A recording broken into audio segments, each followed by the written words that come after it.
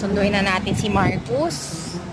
First time, ay, ala, first time ko siyang susunduin here sa football kasi ito yung first time din na iniwanan ko siya for 5 hours or 4.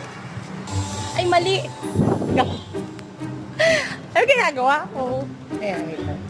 Dito kasi entrance D. Ayan. Ay, nakita ko na siya. Dapat papasok ako sa entrance. Yun si Daddy sakto. Yeah.